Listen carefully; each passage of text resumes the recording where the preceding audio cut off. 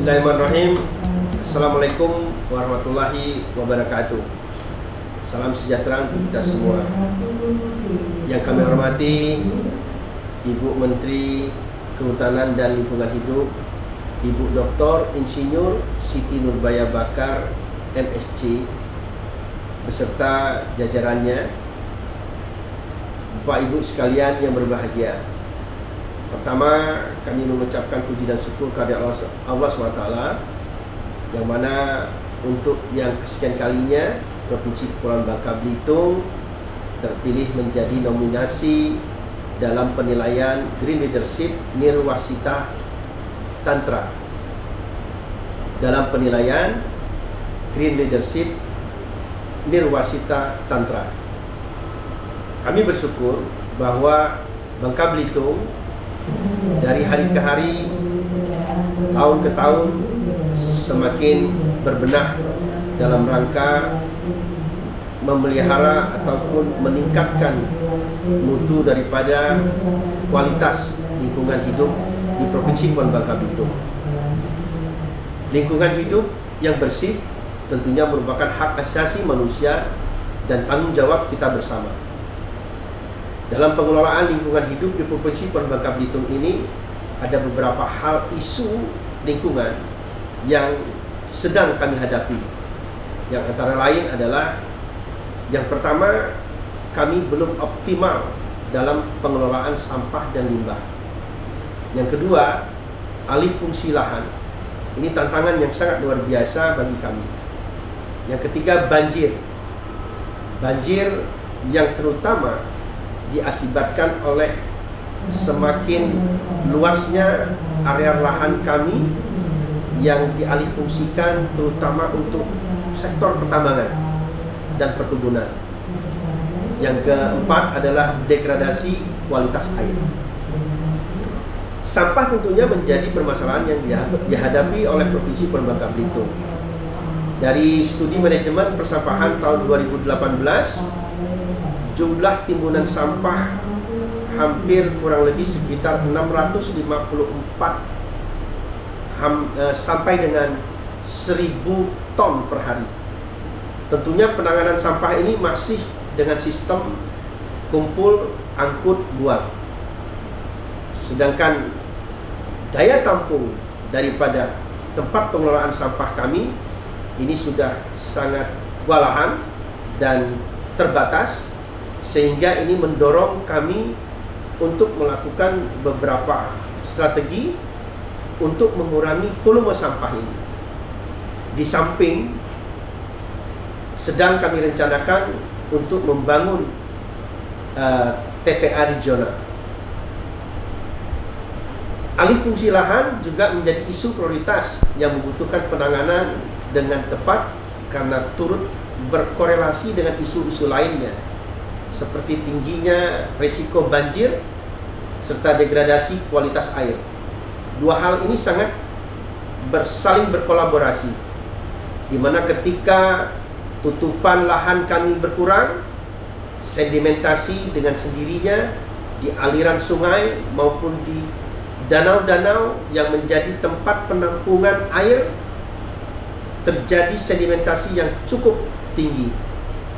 Ini menjadi tantangan. Tidak saja tugas diserahkan kepada PUPR untuk mengurangi sedimentasi ini, tetapi kami berinovasi.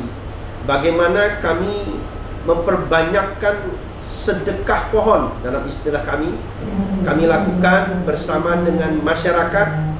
Setiap hari Rabu dan Jumat kami menanam pohon, dan alhamdulillah khususnya untuk tutupan lahan yang eks tambang, terutama di tambang-tambang yang ditambang karena ilegal dan ditambang di kawasan hutan, kami secara mandiri dengan program sedekah pohon tadi bekerja sama dengan BKSDA Batu Nusa. Kami sudah melakukan penanaman pohon mente dan pohon bakau, di mana area bakau kami pun banyak rusak karena tambang ilegal. Dan sungguh ini menjadi keberkahan bagi kami sekarang dengan inovasi para ASN kami, antara Dinas Kehutanan dan Dinas Lingkungan Hidup berkolaborasi, bersinergi, saling bekerja sama, mengembangkan teknis dan memperbanyak penanaman dengan cara yang efisien. Tentunya alhamdulillah sekarang banyak di mana-mana muncul dan tumbuh kelompok-kelompok yang berkolaborasi dengan Dinas Kehutanan untuk bersama-sama mengelola hutan. Dan ini menjadi suatu semangat bagi kita, yang mana kelompok-kelompok ini dengan semangatnya serta dibantu seikhlasnya dengan dana yang kecil, tapi mereka bersemangat untuk menambah tutupan dan mengurangi atau merehabilitasi kerusakan-kerusakan, khususnya kerusakan di hutan bakau dan di areal pertambangan, khususnya di darat. Dan uniknya, bakau sekarang tutupannya bertambah, dan sekaligus hasil hutan bukan kayu dari kawasan bakau ini sekarang sudah mulai nampak. Karena kami juga membantu para kelompok-kelompok ini dengan bibit kepiting bakau. Dari hasil penjualan dan pemeliharaan kepiting bakau inilah masyarakat ataupun kelompok pemelihara hutan ini bisa dapat hidup, sekaligus mereka memelihara hutan. Begitu juga di sektor daratnya, di kawasan yang rusak karena pertambangan, sudah kurang lebih sekitar 1.500 kawasan hutan yang rusak akibat penambangan ilegal sudah tertanam dengan jambu mente. Dan di jambu mente ini nanti hasilnya itu dikelola oleh kelompok daripada pemelihara hutan ini untuk diambil dagingnya menjadi jus, dan jambu mentenya kita jadikan komoditi yang andal. Dan ini terus kita bina, dan alhamdulillah tahun ini sudah kurang lebih sepertiga yang kami tanam sudah mulai panen. Dan kami sudah memberikan sosialisasi dan pembelajaran, baik pembelajaran manajemen pengelolaan maupun mengajarkan mereka bagaimana mengelola sekaligus mencari pasar, agar dari hasil penanaman jambu mente ini nanti akan berbuah hasil daripada untuk mengelola ataupun memelihara hutan tersebut. Nah, tentunya ini kami tuangkan dalam dokumen informasi kinerja pengelolaan lingkungan hidup untuk mewujudkan pembangunan yang berkelanjutan di Provinsi Kepulauan Bangka Belitung ini. Di samping itu, berbagai regulasi tentang pengelolaan lingkungan hidup telah kita buat juga sebagai bentuk respon dalam hal meminimal kerusakan lingkungan hidup. Di antaranya adalah peraturan daerah dan peraturan gubernur serta instruksi gubernur. Ada beberapa peraturan daerah yang kami sampaikan di sini, yaitu berkenaan dengan Perda RZWP 3K nomor 3 tahun 2020 dan Perda nomor 8 tahun 2018 tentang pengendalian pencemaran dan kerusakan lingkungan hidup, serta Peraturan Gubernur nomor 34 tentang pengendalian pencemaran air permukaan bagi usaha tambak. Nah, dalam hal usaha tambak ini, komoditi udang faname ini adalah komoditi unggulan kita di masa pandemi ini. Karena ekspor udang faname ini terus meningkat, dan itu mendorong masyarakat dan pemerintah untuk mempercepat izin. Tentunya dalam rangka percepatan izin ini kami tidak sembarangan memberikan izin. Kami tetap mensosialisasikan bahwa mereka harus melakukan kegiatan ini dengan tetap memperhatikan kelestarian lingkungan, kurangi pencemaran dan lain sebagainya. Dan tim kami dari lingkungan hidup telah membuat semacam aturan bagaimana kapasitas air ataupun limbah ini terukur, sehingga dengan semakin banyaknya tambak udang yang berada di Provinsi Bangka Belitung ini, kita memastikan bahwa kualitas air laut kita dari hasil pembuangan limbah yang dilakukan oleh para penambang itu dijamin bahwa air yang dibuang ke laut itu sudah memenuhi standar-standar lingkungan yang ada, yang dibuat sedemikian rupa oleh tim daripada Dinas Lingkungan Hidup. Nah, tentunya strategi-strategi pengelolaan sampah rumah tangga juga tidak lepas daripada urusan kami. Bagaimana kami berusaha melalui Pergub nomor 48 tahun 2019 tentang bagaimana strategi dalam pengelolaan sampah rumah tangga dan sampah jenis rumah tangga ini terus kita dorong dan berusaha agar diikuti oleh masyarakat kita yang ke depan sangat marak dengan pariwisatanya. Tentunya ini menjadi tantangan tersendiri bagi Provinsi Pulau Bangka Belitung, bagaimana manajemen pengelolaan sampah, tidak saja sampah rumah tangga, tetapi insya Allah sampah dari hotel dan lokasi-lokasi pariwisata ini terus menjadi perhatian kami.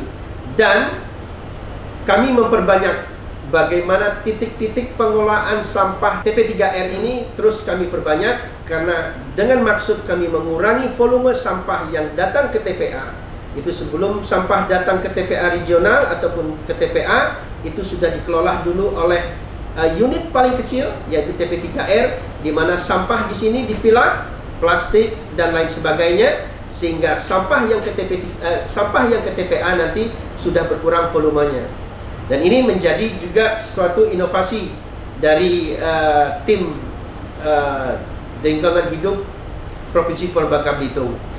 Dan alhamdulillah sudah dalam 2 tahun ini kami melakukan MOU dengan PLN.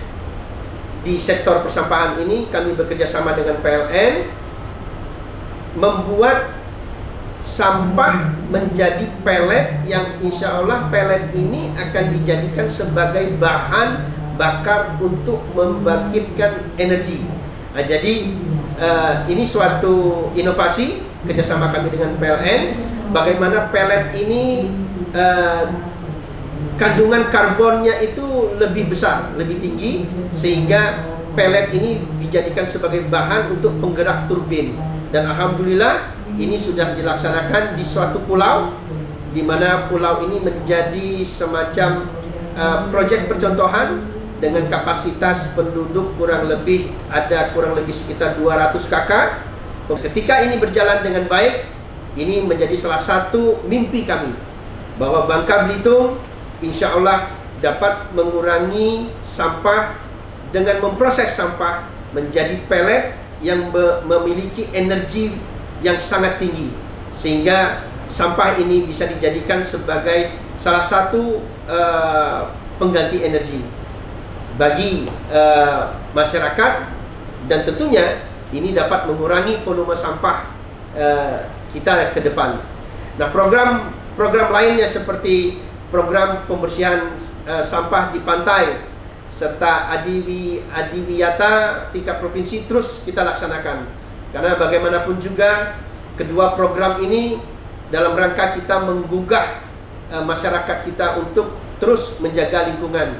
Dan dari program ini tentunya ekonomi masyarakat bisa kita tingkatkan. Di sektor lainnya, pembuatan kompos, khususnya kompos dari bahan kotoran hewan, terutama sapi, ayam dan lain sebagainya, ini tentunya tidak saja melalui kerjasama dengan para perusahaan pertambangan.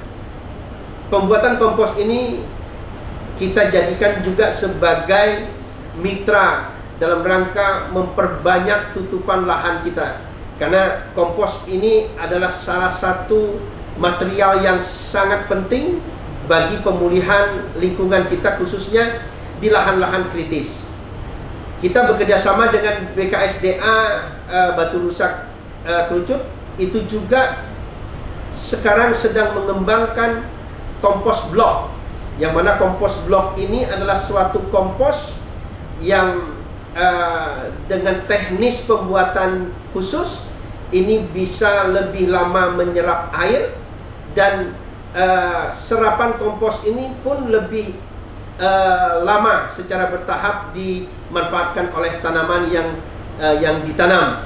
Dan ini sekalipun sederhana, tetapi teknologi ini adalah salah satu teknologi bagaimana pemanfaatan kompos itu bisa dilaksanakan lebih optimal dan maksimal hasilnya. Di samping itu, kami juga tidak tinggal diam. Proses penertiban tambang-tambang liar, tambang-tambang ilegal terus kami lakukan. Karena tidak akan berarti apa-apa ketika kami terus menanam, tetapi di sisi lain orang terus merusak. Demikianlah Bapak Ibu sekalian, apa yang telah kami sampaikan tadi tentunya sudah dirumuskan oleh tim yang bekerja baik di Dinas Lingkungan Hidup maupun Dinas Kehutanan Provinsi Kepulauan Bangka Belitung. Saya sebagai Gubernur Provinsi Kepulauan Bangka Belitung tentunya memiliki komitmen dalam mengatasi permasalahan-permasalahan lingkungan yang tertuang dalam dokumen informasi kinerja pengelolaan lingkungan hidup untuk mewujudkan pembangunan berkelanjutan di Provinsi Kepulauan Bangka Belitung. Tidak saja komitmen ini kami buat untuk Provinsi Kepulauan Bangka Belitung, tetapi terlebihnya adalah untuk Indonesia dan bumi tercinta agar lestari dan aman terus untuk masa depan dunia. Terima kasih. Wassalamualaikum warahmatullahi wabarakatuh. Assalamualaikum warahmatullahi wabarakatuh. Saya Amri Cahyadi, Ketua DPRD Provinsi Kepulauan Bangka Belitung.